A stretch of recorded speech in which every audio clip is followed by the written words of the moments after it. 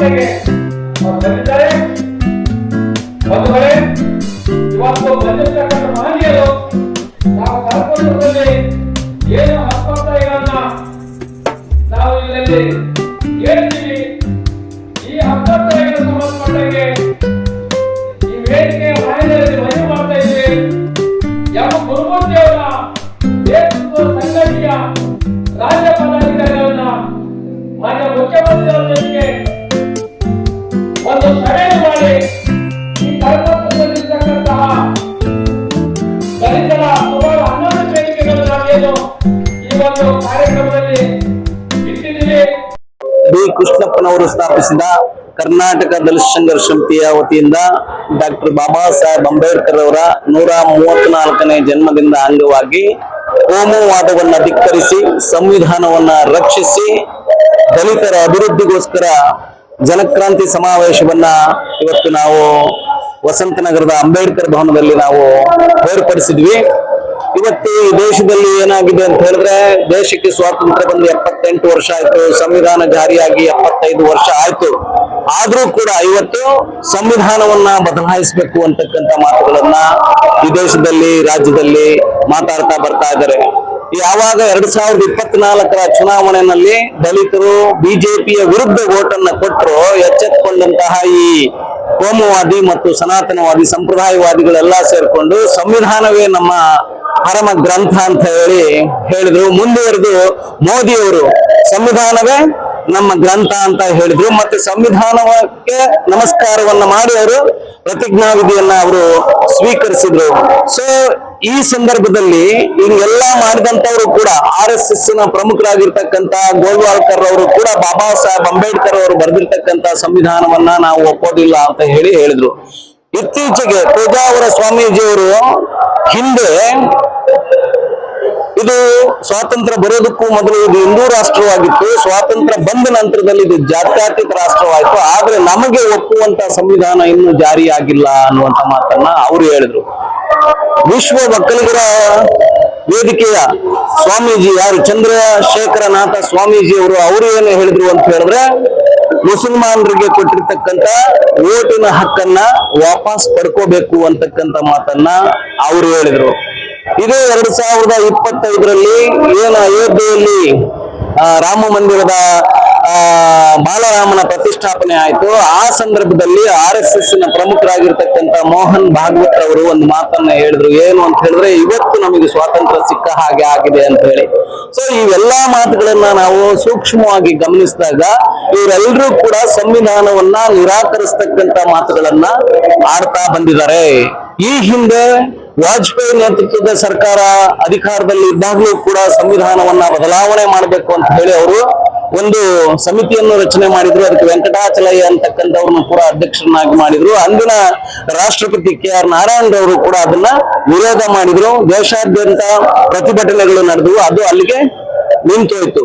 ಮುಂದುವರೆದ ಭಾಗವಾಗಿ ಇವತ್ತು ಯಾವುದೇ ಕೋಮುವಾದಿ ಪಕ್ಷದ ಯಾವುದೇ ನಾಯಕ ಆಗಿರ್ಲಿ, ನಾವು ಸಂವಿಧಾನವನ್ನ ಬದಲಾವಣೆ ಮಾಡೋದಕ್ಕೆ ಅಧಿಕಾರಕ್ಕೆ ಬಂದಿರೋದು ಅನ್ನುವಂತ ಮಾತನ್ನ ಹೇಳಿದ್ರು. ಆದ್ರೆ ಸಂವಿಧಾನ ಅಂತಕ್ಕಂಥದ್ದು ಒಂದು ಕಿತ್ತೋಗಿರ್ತಕ್ಕಂಥ ಒಂದು ಜನಿವಾರ ಅಲ್ಲ. ಡಾಕ್ಟರ್ ಬಾಬಾ ಸಾಹೇಬ್ ಅಂಬೇಡ್ಕರ್ ಅವರು 2 ವರ್ಷ 11 ತಿಂಗಳು 18 ದಿವಸ ಬಹಳ ಕಷ್ಟಪಟ್ಟು ಇಷ್ಟಪಟ್ಟು ಸಂವಿಧಾನವನ್ನ ಈ ದೇಶಕ್ಕೆ ಅರ್ಪಣೆಯನ್ನ ಮಾಡಿದ್ದಾರೆ. ಈ ಸಂವಿಧಾನ ಇನ್ನು ಗಟ್ಟಿಯಾಗಿದೆ. ಈ ಸಂವಿಧಾನವನ್ನ ಬದಲಾಯಿಸಬೇಕು ಅಂತ ಯಾರ್ಯಾರು ಹೇಳಿದ್ರು ಅವರೆಲ್ಲರನ್ನು ಕೂಡ ಮನೆಗೆ ಕಳಿಸ್ತಕ್ಕಂಥ ತಾಕತ್ತು ಬಾಬಾ ಸಾಹೇಬ್ ಅಂಬೇಡ್ಕರ್ ಅವರಿಗೆ ಸಂವಿಧಾನಕ್ಕೆ ಇದೆ ಅನ್ನುವಂಥದ್ದನ್ನ ನಾವು ಅರ್ಥ ಮಾಡ್ಕೋಬೇಕಾಗಿದೆ ಬಂಧುಗಳೇ. ಇವತ್ತು ಏನಾಗಿದೆ ಅಂತ ಹೇಳಿದ್ರೆ ನೋಡಿ, ಇತ್ತೀಚೆಗೆ ತಮಿಳುನಾಡಿನಲ್ಲಿ ಒಂದು ತಳ ಸಮುದಾಯದ ಒಂದು ಹುಡುಗಿ ಎಕ್ಸಾಮ್ ಬರೆಯಕ್ಕೆ ಹೋದಂತ ಸಂದರ್ಭದಲ್ಲಿ ಅವಳು ಋತುಮತಿ ಆದ್ಲು ಅನ್ನೋ ಕಾರಣಕ್ಕೆ ಅವಳನ್ನ ಶಾಲೆಯಿಂದ ಹೊರಗಡೆ ಕೂರಿಸಿ ಎಕ್ಸಾಮ್ ಅನ್ನ ಬರೆಸಿದ್ರು.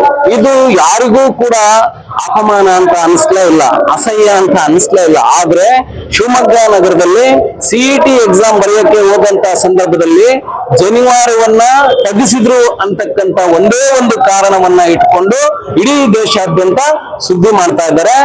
ಇದು ಆ ತಳ ಸಮುದಾಯದ ಹುಡುಗಿಯನ್ನ ಹೊರಗಡೆ ಎಕ್ಸಾಮ್ ಕೂರಿಸಿ ಏನು ಅಪಮಾನವನ್ನ ಮಾಡಿ ಇದು ಮಾಡಿದ್ರು, ಅದರ ಮುಂದೆ ಈ ಜನಿವಾರ ತೆಗೆಸಿದ್ದು ಯಾವುದೂ ಲೆಕ್ಕ ಇಲ್ಲ.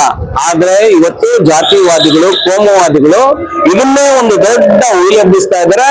ಇದು ಉದ್ದೇಶ ಏನು ಅಂತ ಹೇಳಿದ್ರೆ ಸಂವಿಧಾನವನ್ನ ನಾವು ಬದಲಾಯಿಸಬೇಕು ಅಂತಕ್ಕಂಥ ಏಕೈಕ ಉದ್ದೇಶವೇ ಹೊರತು ಬೇರೇನೂ ಅಲ್ಲ.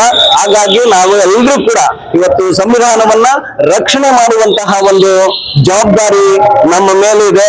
ಆ ನಿಟ್ಟಿನಲ್ಲಿ ನಾವು ಇಡೀ ರಾಜ್ಯಾದ್ಯಂತ ನಾವು ಕೋಮುವಾದವನ್ನ ಧಿಕ್ಕರಿಸಿ ಮತ್ತೆ ಸಂವಿಧಾನವನ್ನ ರಕ್ಷಿಸಿ ಅನ್ನುವಂತಹ ಒಂದು ವಿನೂತನವಾದಂತಹ ಒಂದು ಕಾರ್ಯಕ್ರಮವನ್ನ ನಾವು ರಾಜ್ಯಾದ್ಯಂತ ಮಾಡಿಕೊಂಡು ಹೋಗ್ತಾ ಇದೀವಿ. ಇದರಲ್ಲಿ ಯಶಸ್ಸನ್ನು ಕೂಡ ನಾವು ಕಾಣ್ತೀವಿ ಅಂತಕ್ಕಂಥ ಮಾತನ್ನ ಈ ಸಂದರ್ಭದಲ್ಲಿ ಹೇಳಲಿಕ್ಕೆ ಬಯಸ್ತಾ ಇದ್ದೀನಿ. M Gurumurthy, Shivamogga. Professor B ಕೃಷ್ಣಪ್ಪನವರು ಸ್ಥಾಪಿಸಿದ ಕರ್ನಾಟಕ ದಲಿತ ಸಂಘರ್ಷ ಸಮಿತಿಯ ರಾಜ್ಯ ಸಂಚಾಲಕ.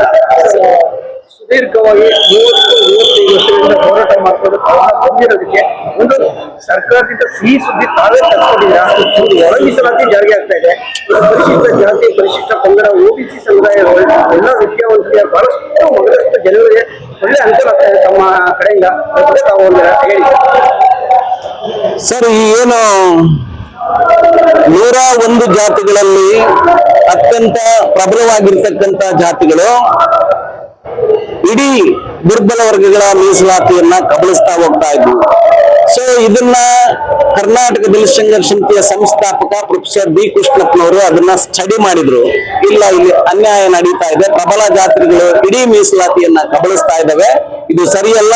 ಇರುವಂತಹ ಮೀಸಲಾತಿ ಎಲ್ಲಾ ಜಾತಿ ಜನಾಂಗಗಳಿಗೂ ಕೂಡ ಸಿಗಬೇಕು ಅನ್ನುವಂತಹ ಉದ್ದೇಶವನ್ನ ಇಟ್ಕೊಂಡು ಪ್ರೊಫೆಸರ್ ಬಿ ಕೃಷ್ಣಪ್ಪನವರು ಒಳ ಮೀಸಲಾತಿ ಜಾರಿ ಆಗ್ಬೇಕು ಅನ್ನುವಂತಹ ಒಂದು ಹೋರಾಟವನ್ನ ಆರಂಭ ಮಾಡಿದ್ರು ಸುಮಾರು 30 ವರ್ಷಗಳ ಹಿಂದೆ. ಸೊ ಆ ಹೋರಾಟ ಏನಾಯ್ತು, ದಿನೇ ಅದು ವ್ಯಾಪಕವಾಗಿ ಹರಡ್ತಾ ಬಂತು. ಅದೊಂದು ಒಂಥರ ಒಳ ಮೀಸಲಾತಿ ಹೇಗಾಯ್ತು ಅಂತ ಹೇಳಿದ್ರೆ ಒಂದು ಸಾಂಕ್ರಾಮಿಕ ರೋಗ ರೀತಿನಲ್ಲಿ ಅದು ಹರಡ್ತಾ ಬಂತು.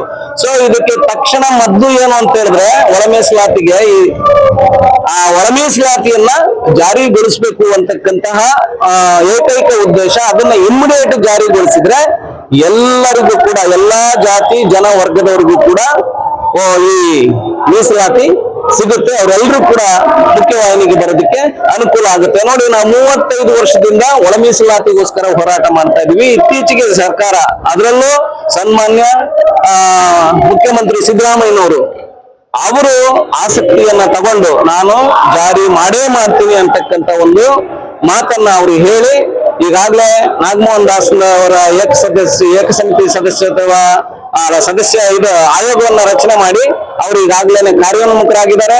ಈಗಾಗಲೇ ಮನೆ ಮನೆಗೆ ಸಮೀಕ್ಷೆಗಳನ್ನ ಮಾಡ್ತಾ ಇದ್ದಾರೆ. ಸೊ ಅಲ್ಲಿ ಯಾವ್ಯಾವ ಜಾತಿಗಳಿದಾವೆ ಅವರು ಅವರವರ ಜಾತಿಗಳನ್ನ ಬರೀಬಹುದು. ಅದರಲ್ಲಿ ಕೆಲವರು ಅವರ ಉಪಜಾತಿಗಳನ್ನು ಕೂಡ ಬರೆದ್ರೆ ಅವ್ರ ದತ್ತಾಂಶ ಸಿಗುತ್ತೆ. ಆ ನಂತರದಲ್ಲಿ ಇರ್ತಕ್ಕಂಥ ಏನು 17% ಪರಿಶಿಷ್ಟ ಜಾತಿಗೆ ಉಳಿದಿರ್ತಕ್ಕಂಥ ಏನು ಮೀಸಲಾತಿ ST ವರ್ಗಕ್ಕೆ ಆ ಎಲ್ಲಾ ಜಾತಿಯವರಿಗೂ ಕೂಡ ಸಮನಾಗಿ ಸಿಗುತ್ತೆ ಅನ್ನುವಂಥದ್ದು. ಈ ನಿಟ್ಟಿನಲ್ಲಿ ಸರ್ಕಾರ ಕಾರ್ಯೋನ್ಮುಖ ಆಗಬೇಕು. ಇನ್ನು 2 ತಿಂಗಳ ಒಳಗಡೆ ನಾನು ಮೀಸಲಾತಿಯನ್ನ ಜಾರಿ ಮಾಡೇ ಮಾಡ್ತೀನಿ ಅಂತಕ್ಕಂಥ ಒಂದು ವಾಗ್ದಾನವನ್ನ ಸನ್ಮಾನ್ಯ ಸಿದ್ದರಾಮಯ್ಯನವರು ನಾವು ಕಳೆದ ತಿಂಗಳು 19ನೇ ತಾರೀಕು ಫ್ರೀಡಂ ಪಾರ್ಕ್ ಅಲ್ಲಿ ನಡೆದಂತ ಒಂದು ಪ್ರತಿಭಟನಾ ಸಮಾವೇಶವನ್ನ ಮಾಡಿದಂತ ಸಂದರ್ಭದಲ್ಲಿ ಅವರು ಅವರ ಆಫೀಸಿಗೆ ನಮ್ಮನ್ನೆಲ್ಲ ಕರೆಸಿ ಮಾತಾಡಿದ್ರು. ಆ ನಂತರದಲ್ಲಿ ನಾಗಮೋಹನ್ ದಾಸ್ ಅವರನ್ನು ಕೂಡ ಕರೆಸಿ ಮಾತಾಡಿ ಕೊನೆಗೆ ಅವರು ಈ ಸಮೀಕ್ಷೆಯನ್ನ ಮಾಡೋದಕ್ಕೆ ಅವರು ಶುಭಾರಂಭವನ್ನ ಮಾಡಿದ್ರು. ಇದು ಈಗಾಗಲೇ ರಾಜ್ಯಾದ್ಯಂತ ನಡೀತಾ ಇದೆ. ಎಲ್ಲರೂ ಕೂಡ ಅವರವರ ಜಾತಿ, ಉದಾಹರಣೆಗೆ ಆದಿ ಕರ್ನಾಟಕ ಅಂತ ಇರುತ್ತೆ, ಅವರ ಉಪಜಾತಿ ಯಾವುದು ಅಂತ ಹೇಳಿದಾಗ ಅವರು ಮಾದಿಗ ಅಂತ ಬರೆಸಬಹುದು. ಇದು ಈ ರಾಜ್ಯಾದ್ಯಂತ ಇದು ನಡೀತಾ ಇದೆ ಅನ್ನುವಂತ ಮಾತನ್ನ ನಾನು ಈ ಸಂದರ್ಭದಲ್ಲಿ ಹೇಳ್ತಾ ಇದ್ದೀನಿ. ಇಷ್ಟಪಡ್ತೀವಿ. ಶಿಕ್ಷಣ ಹೋರಾಟ ಮಾಡ್ಕೊಂಡೇ ಬರ್ತಾ ಇದ್ದೀರಾ. ಯಾವತ್ತೂ ಒಂದು ತಾವು ರಾಜಕೀಯದಲ್ಲಿ ಬಂದು ಇನ್ನು ತಮ್ಮ ಸಮುದಾಯಕ್ಕೆ ಇನ್ನಷ್ಟು ರಾಜಕೀಯ ಕ್ಷೇತ್ರದಲ್ಲಿ ಎಲ್ಲಾದ್ರೂ ಬಹಳ ಮಾಡ್ತಾ ಇದ್ದೀರಾ. ಯಾವ ಒಂದು ಗುರುತಿಸ್ಕೊಂಡು ತಾವು ಬಗ್ಗೆ ತಾವು ಹೇಳಿ ಸರ್. ಸಂಘಟನಾತ್ಮಕವಾಗಿ ಯಾರು ನೇರ ಮಾತಾಡ್ತಾರೆ, ಯಾರು ಸರ್ಕಾರದ ಕಾರ್ಯಕ್ರಮಗಳನ್ನ ಖಂಡಿಸ್ತಾರೆ, ಅಂತವರಿಗೆ ಸರ್ಕಾರ ಯಾವುದೇ ಕಾರಣಕ್ಕೂ ಮಣೆ ಹಾಕೋದಿಲ್ಲ. ಯಾರು ಹಿಂಬಾಲಕರಿದ್ದಾರೆ, ಯಾರು ಬಾಲವಡ್ಕರಿದ್ದಾರೆ ಅವರಿಗೆ ಸರ್ಕಾರ ಮನೆಯನ್ನ ಹಾಕುತ್ತೆ. ಆದರೆ ನಾವು ಪ್ರೊಫೆಸರ್ ಬಿ ಕೃಷ್ಣಪ್ಪನವರ ಗರಡಿಯಲ್ಲಿ ಪಳಗಿದಂತವರು, ನಾವು ಅವರ ಸಿದ್ಧಾಂತವನ್ನ ನಾವು ಪಾಲಿಸ್ತಾ ಬರ್ತಾ ಇದೀವಿ. ಹಾಗಾಗಿ ನಾವು ಯಾವುದೇ ಪ್ರಶಸ್ತಿಗಾಗ್ಲಿ ಮತ್ತೊಂದಕ್ಕಾಗ್ಲಿ ನಾವು ಅರ್ಜಿಯನ್ನ ಹಾಕಿಲ್ಲ. ಯಾವುದೇ ನಿಗಮಗಳಿಗೂ ಕೂಡ ನಾವು ಟವಲ್ ಅನ್ನ ಹಾಕೊಂಡು ಕೂತಿಲ್ಲ ಸರ್.